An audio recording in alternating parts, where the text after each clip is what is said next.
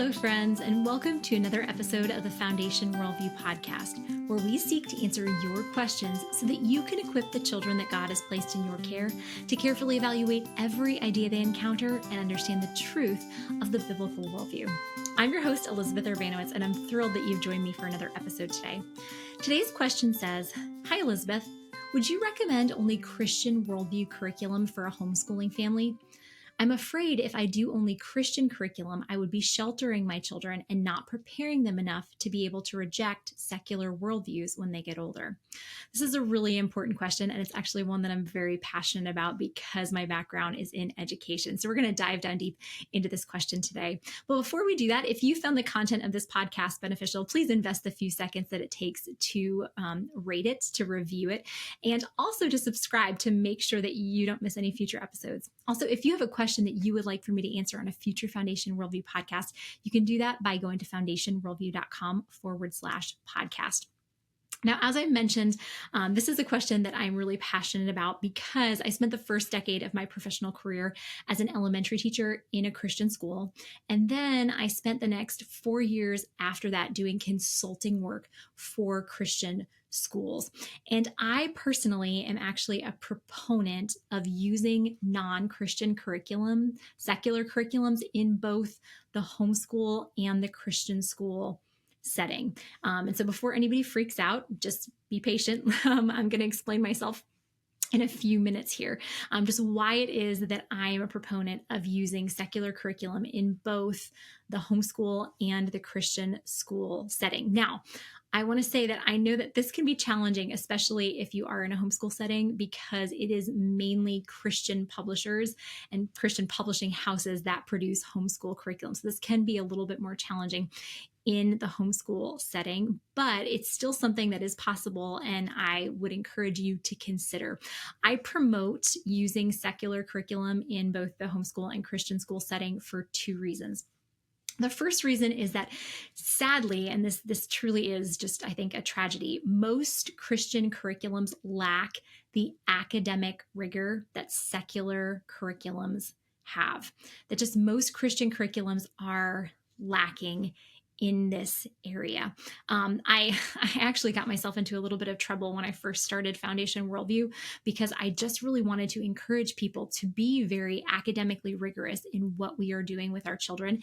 And back in the days when I was still running Foundation Worldview social media, I created a little meme and then put it out on our social channels, and it got a whole lot of attention and a whole lot of negative attention too.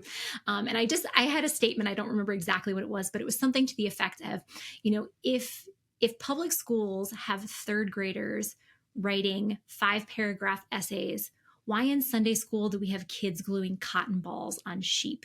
And a lot of Sunday school teachers, I'm sure very faithful Sunday school teachers, got very upset and wrote long paragraphs about why they have kids glue cotton balls on sheep. But sometimes it's just the Christian view that we're shepherding children's souls, which are we doing that? Yes, absolutely. And that's so important. But we're shepherding their souls. So we're just going to, more care for them emotionally and shelter them. And we're not going to focus so much on the rigor, where as Christians, we want to honor God in every aspect of life. And so this should include our studies and what we're doing academically. That do we require perfection? Absolutely not. We know our children cannot be perfect, but we want to make sure that we are training them to do everything excellently because we're training them to do it as unto the Lord. And so if you are passionate about using Christian curriculum, I would just encourage you just to make sure that the curriculum you are choosing is as academically rigorous as you can find. Because as I said, I know that for homeschoolers, it can be difficult to actually find secular curriculum for homeschooling families because most of those producing homeschool curriculum are Christian publishing houses.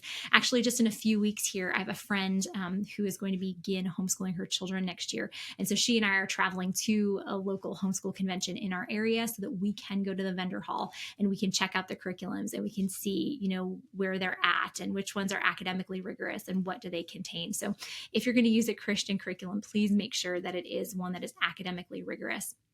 The second reason that I am a proponent of using secular curriculums in both Christian and homeschool settings is we want to prepare our children to be in the world, but not of it. And so, as this questioner wrote in, with this fear of not preparing his or her children to actually be able to understand and then reject the lies that they encounter, I think by implementing non-Christian curriculums, it's a great way to expose our children to some of the things that they're going to be faced with in the world in a situation in which we can still guide them and help them think critically.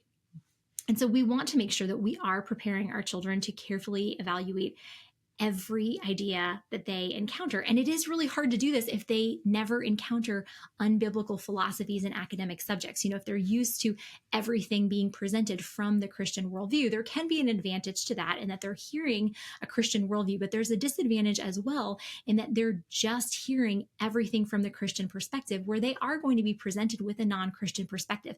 I mean, even if we send our children to Christian universities, what they're going to be confronted with in the Christian university classroom is going to be vastly different. It's going to be light years different from what they're presented with in Christian-based curriculums. So what we recommend at Foundation Worldview, how do you do this? How do you actually make sure that we're preparing kids to carefully evaluate these ideas? We're grounding them in the truth while also exposing them to these ideas. What we recommend at Foundation Worldview is first, we need to ground our children in the biblical worldview.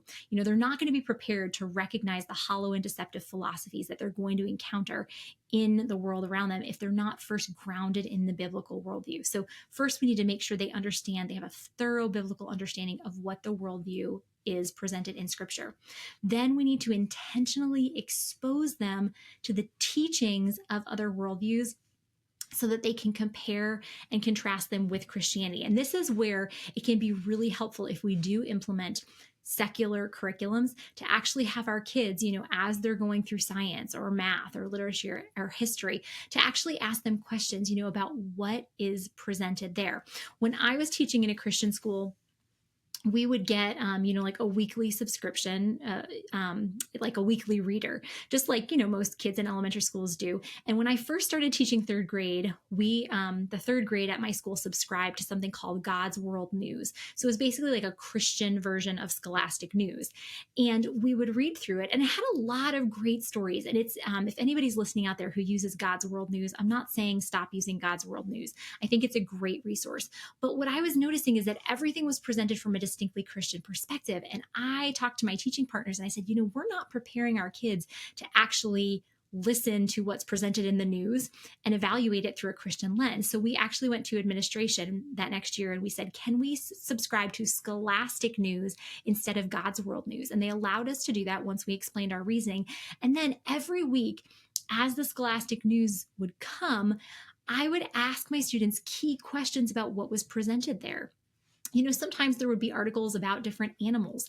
And I remember one time there was this article called Chimp Chat, and it was said, humans aren't the only animals that know how to communicate. And we read the whole article and I said, what are they assuming? What is the assumption that they are making in this article about humans? That we are animals, that we are just a more highly evolved form of animal. My students were able to pick up on that after we read through the article. So these are the kind of conversations we want to have with kids. And if we want to prepare them to recognize faulty worldview assumptions, they have to be directly exposed to them.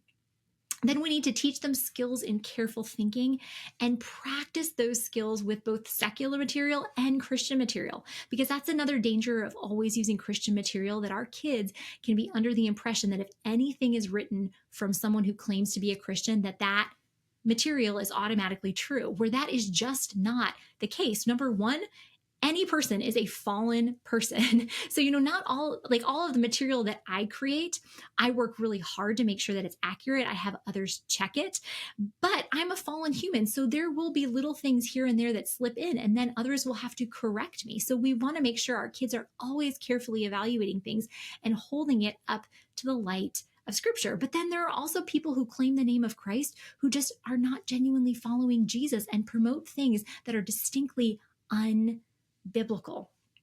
And so whether we're using, a Christian curriculum or a secular curriculum with our kids, I would recommend, pulling in articles and websites, or subscribing to something like the Scholastic News, where they're going to be presented with information from a perspective that is distinctly secular. And then together, put these skills into practice, to have them carefully evaluate, okay, what worldview perspective is this coming from? Is this idea true or is it false? How do we know? And so one thing I highly recommend that you do is check out our biblical thinking track at Foundation Worldview. We have 3 curriculums for kids of different ages. We have our biblical worldview curriculum for kids 4+, our comparative worldview curriculum for kids 8+, and our careful thinking curriculum for kids 10+. And these curriculums are designed to be done once a week for anywhere from a half hour to an hour. And then the skills that kids learn from these curriculums will then be implemented in every other academic subject that they are learning. That is the goal. That's why we create these curriculums. And actually, someone was just asking me the other day, I was kind of chuckling.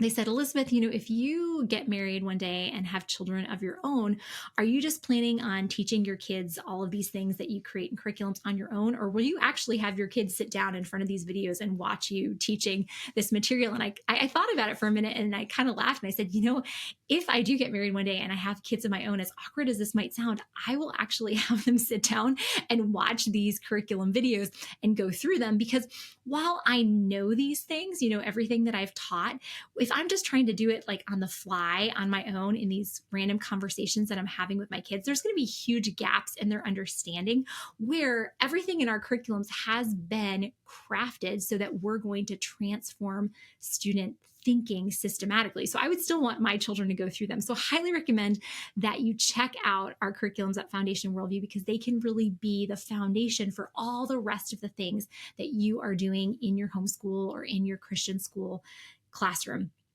I would also highly encourage you that if you are in the situation where you are picking out curriculum for your children, to be very prayerful about it, and also to ask others who are ahead of you on the journey to come alongside you. Find another homeschooling mom or dad who has kids that are a little bit older than yours. Ask them what curriculums they have used, what things they have done that have been helpful, what things that they have done that they wish they hadn't have done. You can really learn a lot and glean a lot of wisdom from others in your church who are ahead of you on the journey. I mentioned before that a friend and I are going to be going to a local homeschool convention to help look for curriculum as she starts to homeschool her children next year. Well, another friend of ours is coming, who is a mom who has been homeschooling her children for the past 11 years. And so this mom has so much experience in this area. So she's coming along with us to help us look through these things, because she just has experience as a homeschool mom, that I don't have, that my other friend doesn't have. So highly recommend that you be really prayerful about this and find others in your church who can help you as you start this journey.